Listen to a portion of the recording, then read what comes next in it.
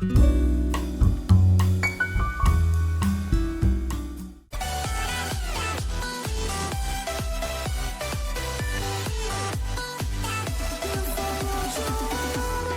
formação do Sacro Império Romano-Germânico. O conflito entre imperadores do Sacro Império e o Papa, retardando a unificação da Itália e da Alemanha. As monarquias da Alemanha e da Itália só se unificaram após o final da Idade Média, em virtude dos conflitos constantes entre os imperadores do Sacro Império Romano e os papas. Assim, mantiveram essas regiões divididas em numerosos estados. Querelas das investiduras. A luta entre o papado e o império se intensifica no pontificado de Gregório VII, de 1073 a 1085. No Sacro Império, o clero estava submisso aos soberanos, que nomeavam e investiam os bispos, ou pressionavam para impor candidatos de sua escolha. Muitas vezes eram nomeadas pessoas interessadas nas vantagens materiais, às vezes até corruptas e indignas ao cargo clerical. Surgem movimentos contra a corrupção do clero. Entre estes vai surgir a Ordem dos Cluny, fundada em 910 na Borgonha. Esse movimento ganha muita força no século XI em toda a Europa. Gregório VII torna-se um de seus maiores expoentes. Surgem então outras ordens monásticas no século XI, como a Ordem dos Cartuchos de 1084 e a Ordem dos Císteres de 1098. O ressurgimento da Igreja. A Igreja se reerguia por toda a Europa e construíam-se grandes mosteiros. Os fiéis entusiasmados lançavam-se no final do século à aventura das cruzadas. Gregório VII lidera a reação da Igreja.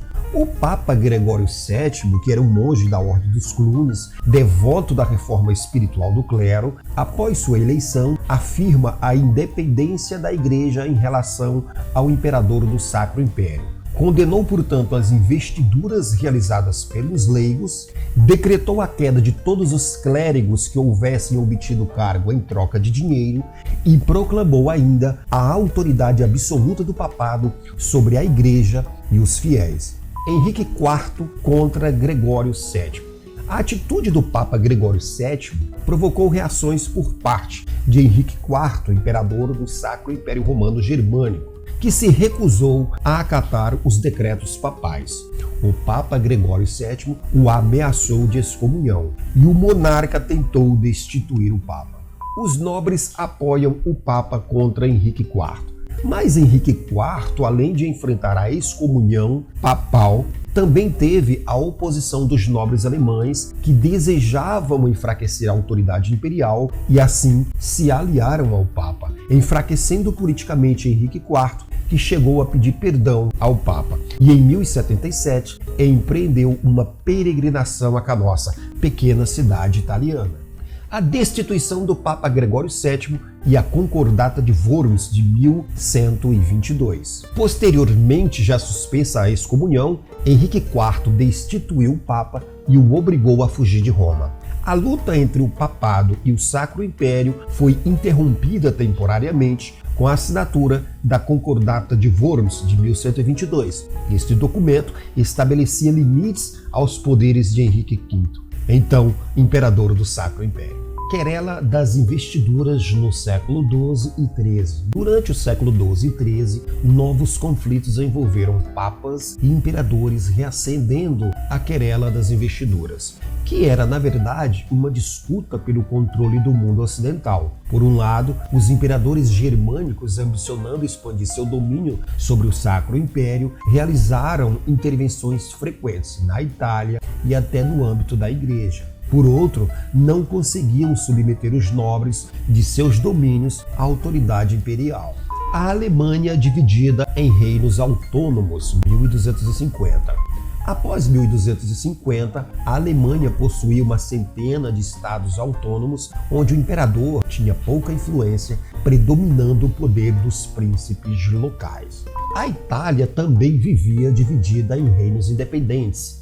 Na Itália ocorria o mesmo. Cidades-estados do norte, que se libertaram do Sacro Império, desenvolveram uma atividade mercantil forte, contratavam soldados mercenários para sua defesa e até conquistavam cidades rivais. Alguns condottieri, tornaram-se tão poderosos como os da família Visconti, que chegaram a assumir o governo de Milão em 1310. E os da família dos Sforza, que em 1450 sucederam a primeira. Em constantes guerras, as cidades mais poderosas foram submetendo ao seu domínio político as cidades vizinhas menores. Em meados do século XV, destacavam-se 5 grandes estados da Itália.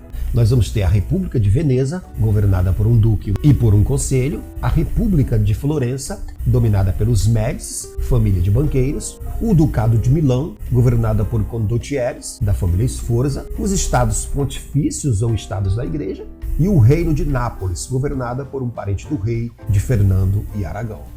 Aqui no mapa nós podemos ver como a Itália, por volta do século XV, encontrava-se dividida em 5 grandes estados. Para concluir, podemos verificar que tanto a Alemanha quanto a Itália, durante a Baixa Idade Média, não alcançaram o processo de centralização monárquica, permanecendo divididas até o século XIX.